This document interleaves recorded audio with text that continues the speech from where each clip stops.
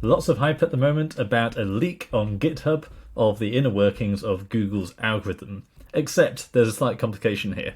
This document doesn't really tell us anything that we didn't already have a very good idea about, but the confirmation is really profound. And this comes just a few months after a lot of leaked documents from the Google antitrust trials, where again we saw a lot of these echoes about how there's a big disconnect between what Google says it does and what it actually does. Now, one of the biggest examples of that is, of course, Google recently said that links are no longer a top 3 ranking factor, and yet all these documents continue to prove that backlinks are essential. If anyone just looks at a Google search using a tool like Ahrefs or SEMrush, you can clearly see there's a correlation between the quality and quantity of backlinks a site has and how well it ranks. Now, what actually leaked was a load of API documentation, and so people far cleverer than me have been going through basically establishing what all of this actually means. So one big one is, of course, they do score websites on the basis of backlink power. But one of the most profound confirmations from this document, which again, we'd always suspected, we just didn't have it quite so plainly put as this, which is the value of user data and specifically clickstream data. In other words, Google specifically looks for the activity of users, especially using the Chrome browser, of basically how long it takes them to find the answer to their problem. Why else would Google invest so much in building the Chrome browser other than to gather data? So Google's been recorded as saying that Chrome data is not used for organic search rankings, and they also said that factoring click data into rankings would be a mistake, and yet this document has confirmed that clickstream data is pretty much everything when it comes to rankings. So we actually already knew about this from the antitrust trial documents. I did a video on that when they came out, when I was in Chiang Mai at the time. And it's this idea of glue and nav boost ranking systems, where basically Google wants to promote the sites that get the best dwell time. Therefore, if someone clicks through a load of search results, which of those is their final result, and therefore they stayed on longest because they got the answer they were looking for. Now, this just makes total sense. So a lot of the publicity around this leak has been around Rand Fishkin, founder of Moz, and how years ago he was talking about CTR manipulation and getting denounced for it. But if you've been watching my channel for a while, you know I'm always into CTR manipulation because it just makes sense.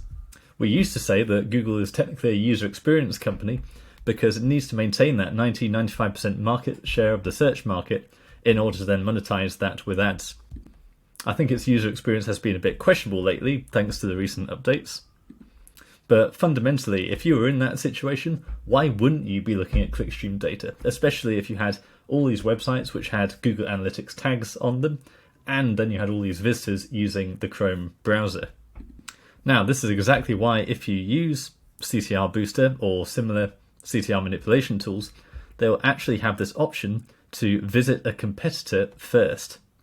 Now, the reason for that is what's known as pogo sticking, where basically you want to make sure that when you're driving these clicks, not only are they spending lots of time on your site, but they are visiting competitors and they're not being satisfied. They're immediately bouncing, they're immediately clicking the back button, and then they find your article and they love your article. They explore your site, they scroll through it. That's the kind of behavior these tools are built to mimic. There's actually another form of CTR manipulation that no one is really talking about at the moment, and that is branded search. Now, in-house, we've been observing for a while that any of our clients who already have a brand, maybe they have a YouTube channel, maybe they have a podcast, whatever it is, if there are already people searching for them on Google, typing in their brand name into Google, and that's showing up on Google Search Console, we tend to get much bigger, faster results for those clients. I've experienced the exact same when I rebranded a couple of months ago, started my new agency website of SEO Jesus on the back of my YouTube channel, got rid of my old agency brand names, and it was really noticeable that with what little work we were doing on SEO Jesus, the website was ranking better and faster than I would normally expect a new site to perform, and I think a lot of that was down to the fact we had a lot of these branded search names because of my YouTube presence. Hundreds of people were typing SEO Jesus into Google, and therefore Google was associating me as a desirable entity, a true brand. And so what we're noticing is if a site, especially a new site, already has those branded searches leading to it, then all the other pages, all the other keywords that site is trying to target rank better. But of course, not everyone wants to start a podcast or run a YouTube channel. What other ways are there to actually get these kinds of branded searches and supply these brand signals to Google that you're a real business, you're a real entity, and people are searching for you? And therefore they want your website, they want the solutions you provide. Well, I've put together all of these suggestions into a document, and you can get that absolutely free if you go to the Ranking Revelations newsletter.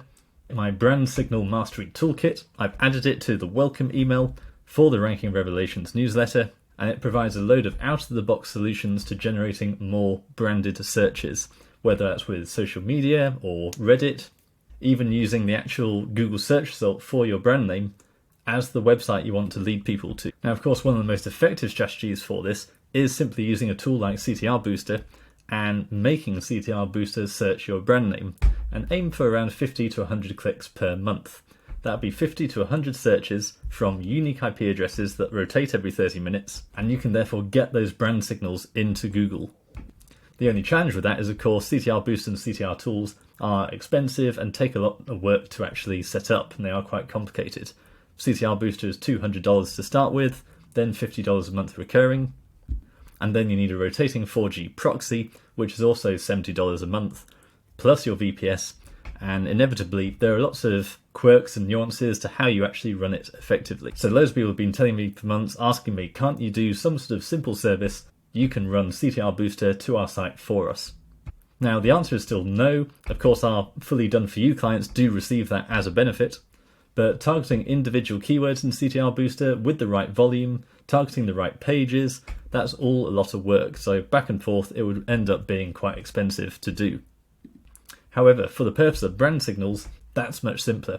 All we need to do is put in the searches for your brand name, 50 to 100 clicks per month to your website, your homepage, from your brand name searches, and that will give you that known entity advantage, that unfair advantage that Google is giving to brands that receive branded searches. So I will leave all these links below. You absolutely can do it yourself if you're willing to buy CTR Booster, proxies, and the VPS and set it all up, or for $49 per month, we will do it for you. Just put in your domain name, the brand name you actually want to drive the traffic to, your location, and we'll make sure all those searches come from the right location you're looking to rank in. And it is as simple as that. The clients would notice who have got the big brand signal advantage, we're only getting around 50 to 100 searches per month for their brand name, which is a big job to achieve if you're a new site without that kind of following.